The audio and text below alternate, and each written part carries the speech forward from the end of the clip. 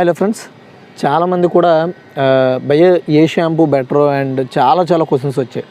So అదంతా నేను పక్కన పెడితే నేను ఒక షాంపూ మీద రివ్యూ చేయాలనుకుంటున్నాను.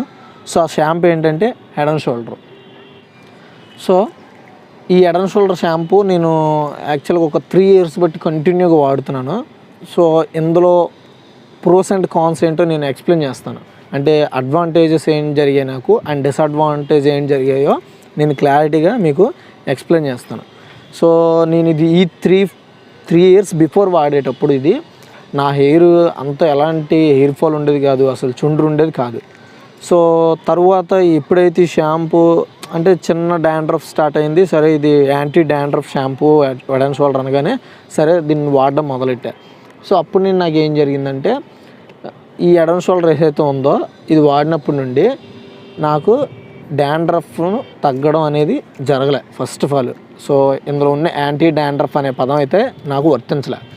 తర్వాత హెయిర్ ఫాల్ కూడా మెల్లగా స్టార్ట్ అయింది. సో హెయిర్ ఫాల్ మెల్లమెల్లగా చిన్న దూడిపోతూ ఉండడం స్టార్ట్ అయింది.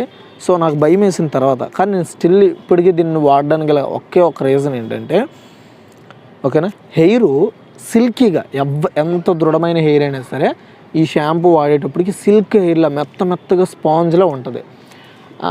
వేరే షాంపూలు ఏమైనా వాడితే అవి మాత్రం కొంచెం గట్టిగా ఉండేటట్టు అనిపిస్తాయి. బట్ దీనివల్ల ఒకే ఒక అడ్వాంటేజ్ ఏంటంటే హెయిర్ ఫ్రీ అయిపోద్ది అనమాట. అంటే దీనికి ఉన్న మురికంతా వదులుద్ది, అది ఏ షాంపూలోనే వదులుద్ది. కానీ ఇది వదిలిన తర్వాత కూడా హెయిర్ మొత్తం మనకి హెయిర్ ఎలాంటి కాన్స్టెంట్గా ఉండాలో అలా ఉంటుంది. ఇందులో నేను అబ్జర్వ్ చేసిన బెస్ట్ అడ్వాంటేజ్ ఇదే అనిపించింది నాకు. చిక్కులు గట్ట అవి పెద్దగా అనిపించవు. కానీ కాకపోతే నాకు డాండ్రఫ్ అయితే తగ్గలేదు. దీని ద్వారా వచ్చిందని చెప్పను కానీ డాండ్రఫ్ అయితే తగ్గలేదు.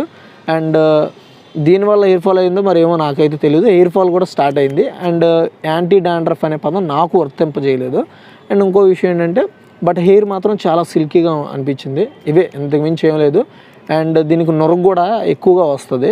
సో ఇది నాకు అనిపించిన విషయాలు. సో ఒకవేళ మీకు ఈ వీడియో నచ్చింది అనిపిస్తే లైక్ చేయండి. సో ఇదంతా కూడా నేను దీని మీద నా ఒపీనియన్ చెప్పాను. సో మీరు ఏ షాంపూ వాడుతున్నారు, మీ ఒపీనియన్ ఏంటో కామెంట్ సెక్షన్లో కామెంట్ చేయండి. ఇలాగే ఇంకా షాంపూస్ అండ్ సోప్స్ గురించి అండ్ ఫేస్ వాష్ల గురించి కూడా డిస్కస్ చేస్తాను. సో ఈ వీడియో నచ్చిన వాళ్ళైతే లైక్ చేయకుండా వీడియోని స్కిప్ చేయొద్దు. And thanks for watching.